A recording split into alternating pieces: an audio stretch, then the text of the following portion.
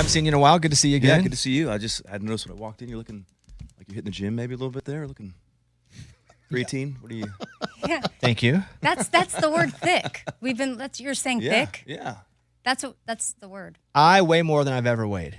But it looks like it's a little muscle. But Muscle. I'm uncomfortable because I don't know if you're making fun. No, I'm being serious. Because I do know you well enough that you would make fun of me. I'm my age, it's all about wellness and feeling good. Yeah. So I'm always talking, like my favorite thing, just to find out what people are doing. What are you doing to stay feeling good? What are you doing for Do you fun? think I look? I think you look good. Thank you. Yeah, I think you look. I will just accept that compliment. I struggle with compliments, and also I'm the heaviest I've ever been, and I have been lifting a lot. I can I'm tell. struggling It's with it. Good for you. How are you doing? How's your wellness? It's good. I played hockey this morning. I've been playing a lot of hockey this year, trying to just join. My son plays a lot, so I'm like, well, it's something we can do together. And I'm not afraid to admit it. I was worried for a little while, but I'm actually a Pilates guy now. Oh no, my wife worked out with you guys. Yeah, I knew that. Yeah. So I was kind of embarrassed to come out of the closet on that one. She said it's you're a actually little thing, kind of weird thing to admit, but at my age, it's okay. I mix it with a lot of lifting myself as well. I know. So I do Pilates too with her. Yeah. And she said you were pretty good at it. Really? And Well, our wives know each other. Yeah. But she was like, hey, saw Dierks. And everyone's kind of in and out and not really that talkative in there. yes. But it's weird. It's good. The It's machines like are intimidating. Yes, they are. I've got a lot of just injuries and things over the years, falling off bar stools, falling off stages. Mostly A lot of falling. alcohol related. But Pilates been good. The Pilates, hockey, lifting. Doing some rucksack stuff. So just trying to Some what? backpack here. That does not sound like I heard what you something said. else. Rucksack. Sorry. Yeah, I heard no, rough. No. Yeah. rough, It definitely stuff. did sound like that. Yeah. Rucking. Yeah, rucking. I know Yeah, that is That's what it's called. Yes. Yeah. I thought he said what you heard. Get the Yeah, B man. button. Get that button ready. You never know what's going to come out of my mouth. My second cup of coffee. I started stretching probably 3-4 months ago. First time I've ever stretched. Stretching your rucksack. Yes. Yeah, It's the first time I've ever stretched with intention. Yeah. Meaning I've never been flexible. I couldn't get my fingers I down, hate stretching. down below my shins. I But hate now stretching. I can go all the way down. It Good. has made me so much healthier because everything is better. Just because I spend like 3 15-minute parts a day stretching. It's hard to mentally do that for me. I get so bored. It That's is why a the Pilates thing is good. But anyway. It is boring. But to me, that's been the big thing. Yeah. You read Nice. You read any books? Yeah, I'm reading some book of The House on the Hill right now. I've tried to avoid too many. I've read so many like self-help books, but I'm just trying to read whatever like easy stuff. There's reading Charlotte's Web again for the 100th time with my son Knox. E.B. White. That's right, man. Heck of a Great writer. book. Still good. Yeah. We're halfway through it. I forgot what happens to Wilbur. We're gonna find out. Hey, but, nobody knows. Don't spoil it, guys. Right now, he's a nothing. tremendous pig. Wilbur. I have been doing this thing where I don't know what a book is even about, but I'll go as long as it's not like a romance. Yeah. If 50 Shades. because I tried that. I read the first one. Yeah. But not recently. Got to 2 shades. and Yeah, you're like, I got a few shades in. I was out. But I'll go because I never, like you, I didn't read a lot of fiction because I felt like if I was reading, well, I just want to Yeah, learn. you want to work on stuff. You're constantly trying Yes. to So I started to just, after I would finish a book that was nonfiction and self-help, that kind of thing, Yeah. I would just go and download a fiction book and on read one. it. Yeah.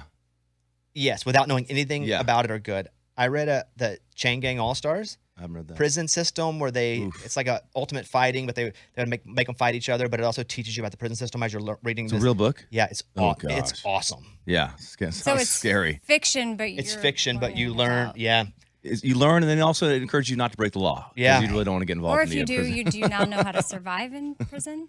Like Nope. what you have to do? yeah. Hold on to someone's pockets. What I do. You're my new man. Protect me, please. Midnight Library. Oh, I know that book. Yeah. Have you read it? I finished it. I think my wife, I think it's a line around. I think I read that one. Dude, it's I may awesome. have. My memory's so bad. Fiction. It's fiction. The years of Jaeger bombs have taken such a toll. I read The Guest recently. that a horror- Yellowface. Is that a horror movie?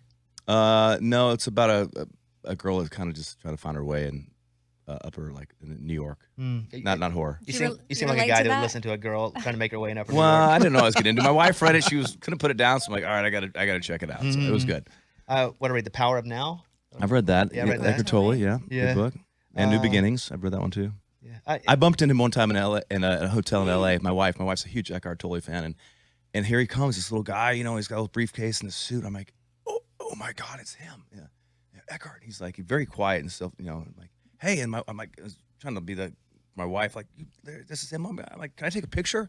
And she's like, no. I'm like, no, sorry, that's not really a very present moment, is it? Because he's all about being present. Yeah, he's in the now. No future, no past. Being in the now, Yeah. no future, no past. No, but I was like, I can't. Did you not ask him for a picture? I asked for a picture, and then I immediately walked it back because my wife was so embarrassed. I'm like, sorry, dude, just namaste and Wait, did he keep doing your thing. insist that you not take the picture? No, he was down for it, but a little disappointed, I think. I saw him kind of go, like, Wait, so no picture was taken? I didn't take a picture. You did all that and got to know. At least if it's awkward. But I've had time. I had a chance to go see Bruce Springsteen at the New York at the thing he did in Broadway, and I got to meet him, and I was like, not taking a picture. I'm gonna be the cool guy. I'm not gonna ask him for a photo, And now I'm just like, why did I not? I know. Get a photo with the boss. But picture things are kind of hard to, because I get people ask for pictures sometimes, and I'm always appreciative of it. But I'm also appreciative when somebody just wants to talk and not take one too. So. Yeah, But once they ask you for a picture, your relationship will never with them go to a certain casual point.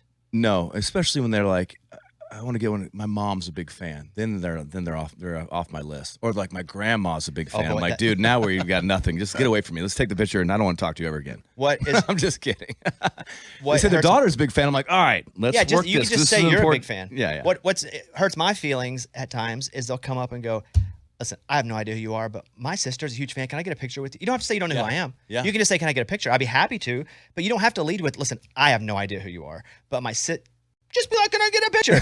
Because then I'm like taking a picture and I'm like, I'm such a freaking loser. We were I was up in South Bend last week for my son's hockey tournament, and some guy came up to me to take a picture. Thought I was Chase Rice, and Chase always gets me. I can Chase see gets that, so yeah. upset. He's like, I feel bad for Chase. He's 10 years younger, bigger, better looking, and he gets mistaken for me. Well, this is the first time in my life it's been flipped, and it was not one person; it was 3 people. The whole bar at this like Buffalo Wild Wings is like, oh my, it's Chase Rice. So I took all. I'm like, yes, I am Chase That's Rice. funny. I took pictures, and I have it. I sent him a photo of me. He's like, I want to get one too. So I got a photo of me with the guy and the staff, and sent it to him. He sent a video back. He's just like, man, this makes my day. There's so many years I get mistaken. For so many years I got mistaken for you, but we're actually going on tour together this year, so it'll be a lot of we can maybe then swap if you out. get sick, you just have him go. Yeah. Well, what I'm change thinking clothes. is I could take the middle slot and be done by 9. Absolutely. He can take the headlining spot. The money's going to stay the same. Absolutely. I'm taking Yes. headliner money, but Yes, if I can yes, get the yes. middle slot done, be on the bus, by 9 o'clock, chilling. I feel like your fans would appreciate that too, because I think that, I'm Well, sure. That's like the sure you have grandma thing. younger- She just hit you with the No, grandma thing. no. She's like, I'd sing his songs, he'd sing my songs, but my fans would be like, because we look alike, so it'd be like a swap. He'd go out there and sing all my songs, I'd sing his songs. My fans would be like, damn, Dierks looks good. He's younger, he's got he looks like Bobby with the muscles. Like, Okay. wow, okay. It's a little like switchable idea. I was thinking I would just like to go to home bed earlier? She was Because my fans confirming are your so grandma old. thing. Yes. Yes. I'm not going to say who. I have a whole story in my comedy special that I have coming out, but where a celebrity thought I was Ryan Seacrest. Yeah. I was somewhere in a celebrity. celebrity. Somebody who's famous comes up to me and goes, I'm a big fan. And I'm like, what? Wow. This is crazy. Yeah. And then I found out he thought I was Ryan Seacrest.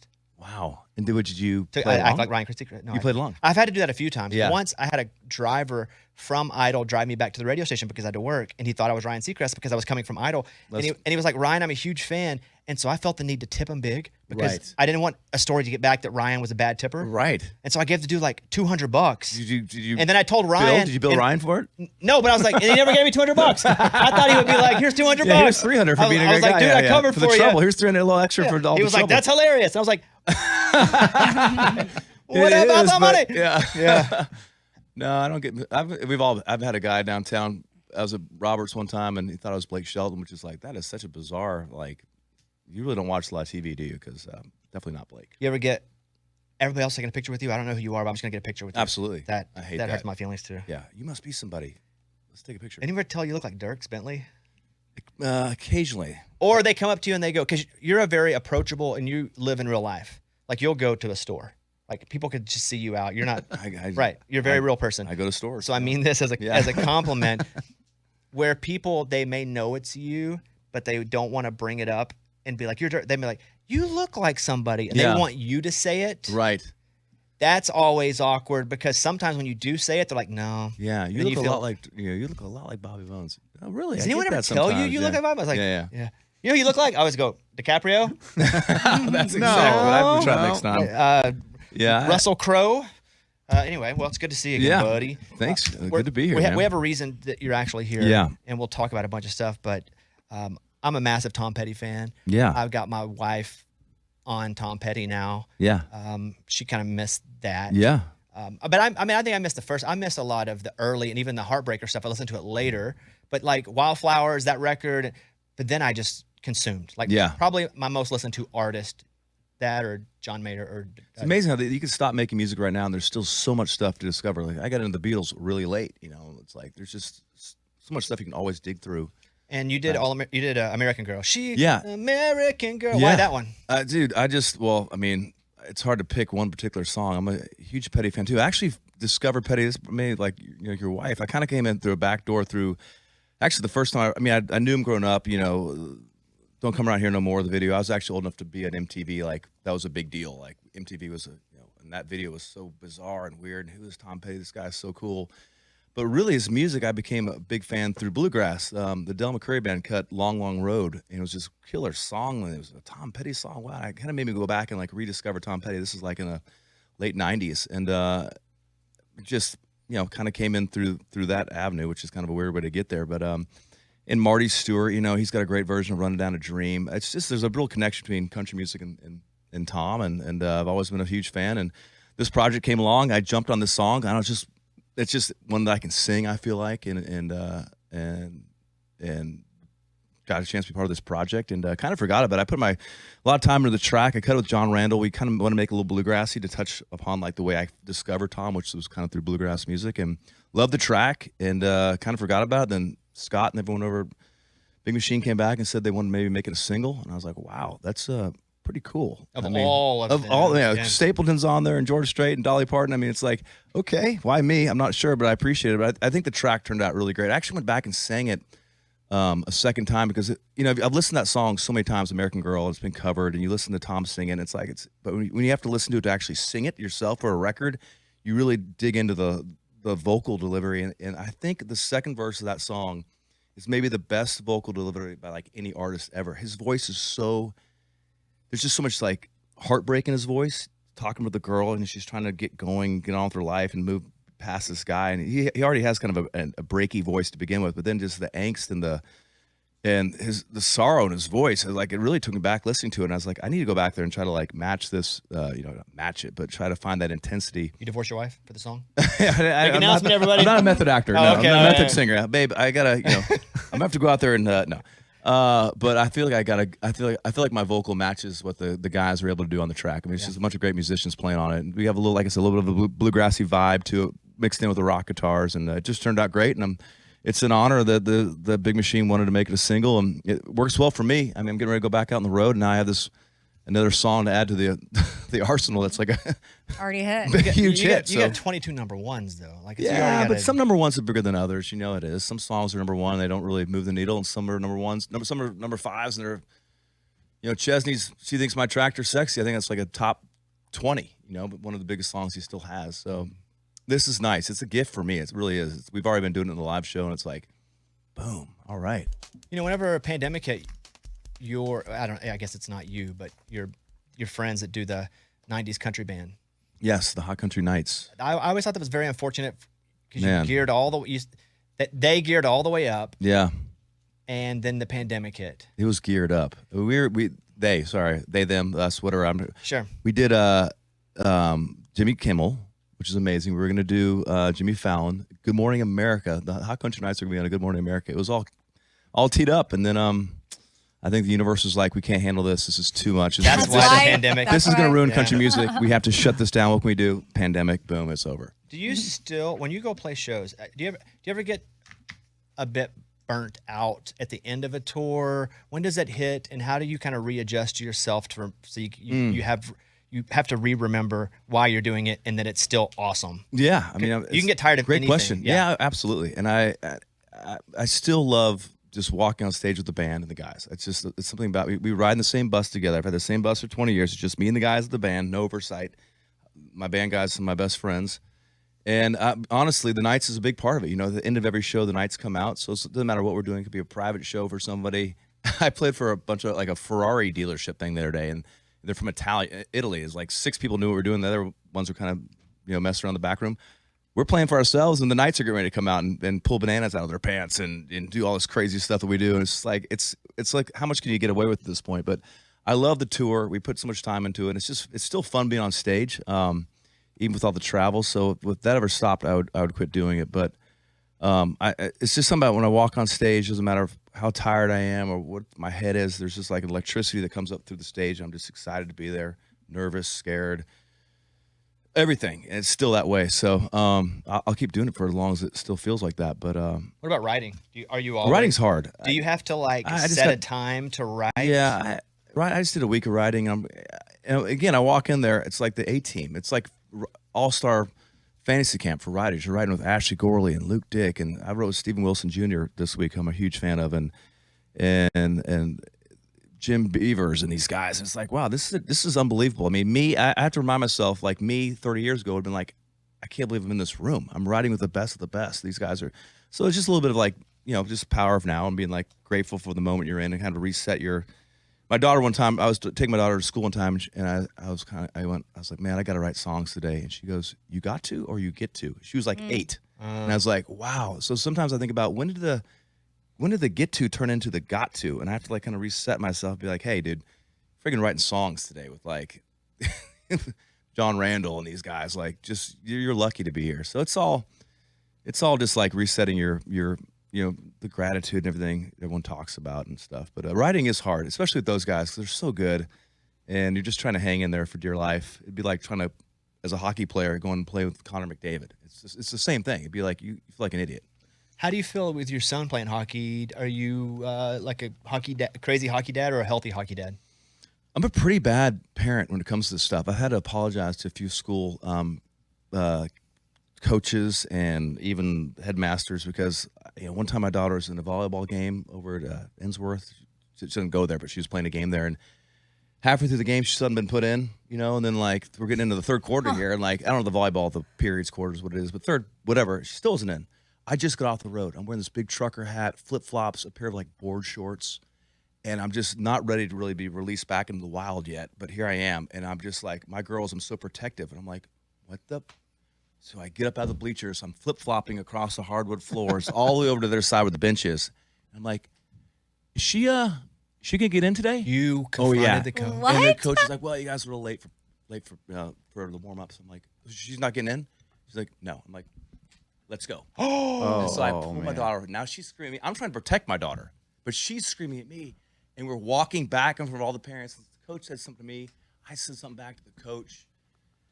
We walk off. My daughter's calling me, Dad, you're a psycho. We get in the car. She's crying the whole way home. I realized I just wasn't ready to be back like off the tour bus and back in like a real world situation. Oh, yeah. So emails and visitations and trying to just hat in hand back at the school like, I am sorry. I am an idiot. So I do get like, especially when my daughters are playing sports, I get this inner like soccer person, soccer dad that comes out that's kind of, I got to control it a little bit. How did that not end up on the internet? I know, Yeah. right? If I'd have been there, I'd recorded it and posted it. It was pretty bad. I mean, but also, okay, so she wasn't going in because she was Well, late? I guess my daughter, first of all, the volleyball rules, you can't just sub in and out like you do football or so. There's like certain rotational things I didn't realize till later on. And I guess they were supposed to be there. We got there like 5 minutes before the game, which I guess is a no-no, but. So you made her late, then you got mad. Right. Yeah. Got Okay, it. So yeah. there's a lot of you here. Yeah, and my other daughter, the lacrosse game with like 36 seconds left one time, the coaches, there's like 4 girls that hadn't played yet, and they're like, oh, we got to get them in. And she told me that. She'd heard the coaches say, oh, we got to get them in. It was like 7th grade junior varsity. I'm like, this is JV lacrosse, 7th grade. The goal here should be to build the kids up, not like make them feel like they suck. Well, then I got a long email from me, which I let 24 hours go by too. I told myself, give it 24 hours, breathe, and then I still sent it. And I wish I hadn't done that because the same coaches also coach stuff in the spring. And So no win. Wow. But you So, will yeah. never confuse you for someone who doesn't love their kids. That's Yeah. I suffer with them. I am all in on it. But yeah, They're yelling at him all the way to the car. You're I'm getting worked up right psycho. now thinking about it. Yeah. But yelling what? That you're psycho. Oh, I'm definitely psycho. Oh, she yelled at me the whole time. You're just a complete psycho. With hockey, my wife's terrible. Like we'll travel to one of these hockey tournaments. The hockey thing is crazy. And she'll get there and she can't even watch the game. She will go outside and walk around the building, So and I have nervous. to give her updates of what's happening because she can't watch. our son miss a pass or just like it's just too much. So we're both pretty bad about it.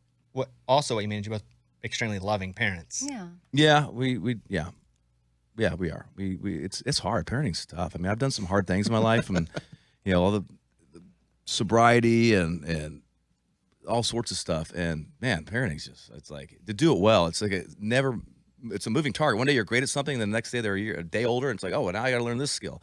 And now I have like a 15-year-old, a 13-year-old, and it's a whole nother level of stuff. But Somebody gets a guy a nap. just more coffee as I reach for my coffee. So we just announced Petty Country. The whole album's out May 31st. You can pre-order it now.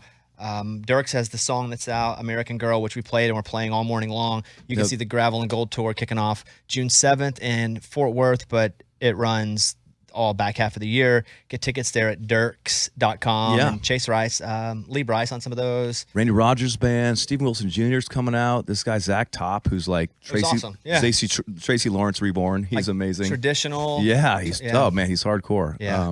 Well, good to see you, But man. yeah, we're stoked about the Petty thing. I feel bad, Dolly and Straight. If you're out there listening, Stapleton, you guys put in a good effort, but it wasn't good enough for the Bobby Bone Show. Amen. My Tom Petty song's the one that's the Scott Borchetta chose to go with. It is So the single. That is just true. the way it is. You guys can keep your little Grammys and those little weird things they give you at the CMA Awards. I'll just take I'll take radio. Oh, take the yeah. single. So we had this on the list. No need to bring it up. Well, what? How many Grammys haven't won? Well, you've made a list. Oh. Yeah. 16, I think. Yeah. Oh, I said 14. So Oh, yeah, 16. Yeah. Oh, wow. 17, they give you a free one. So hopefully this Like a project. punch card. Yeah, it's a punch card. Every It's like time your you Smoothie lose, King. you get it punched It's a Smoothie again? King punch card based with the Grammys. So once this Petty song, gets nominated and doesn't win. Yeah, it doesn't win. Hopefully it won't win because then that'd be a problem. I want to get the punch card. Can I ask you a question? Yeah. Why would you bring that up? Well, he knows. No, I know he knows, Yeah. but I just wonder why you knows. would go. Like, remember when we talked about what he didn't win? No, it was No, I really just wonder what was happening in your mind right then. Like, honestly. I think to be nominated is an honor, and he's Absolutely. been nominated 16 so times. many times. But you didn't say, hey, how about all those honors when you were nominated? You said, Like, oh, yeah, you're all those times you forever- lost. Okay, so even when you're nominated, you're forever a Grammy-nominated No, artist. I have the little token they give you. See? It's little. It's Yeah. not real metal. It's kind of like a paper mache, but it's painted gold, so it kind of feels. And like I personally, we all think you should have one. Thank you. Just felt it was kind of an awkward time. We're wrapping up the conversation. Yeah. Maybe cram that in there real Yeah, quick. see me out the door. I'll be thinking about that. We actually watched. It was fun watching them from home. The girls, my girls were like, are unpaid Taylor Swift like minions. I mean, it's like they are doing so much work on Taylor's behalf for free. She announced that new album she's got coming out, and like there they are immediately on their devices, promoting it here, promoting it there. And I don't know if you, Dad, you got to Google her name. So I Googled Taylor Swift. On Google, this little star starts coming up my homepage on my phone, and you hit the star, and it gives it more something that makes it look like more people have Googled her name. My daughter, I think she did it 10,000 times. She pressed the little star to They did help that for out you? to help out her friend Taylor. No, not me. They don't do anything. They For don't me. do They don't watch my shows. We're on the road. They're in the bus. I'm like, hey, Dad's getting ready to go rock the show. You want to watch it? They're like, I think we'll just keep watching Moana here for a little longer.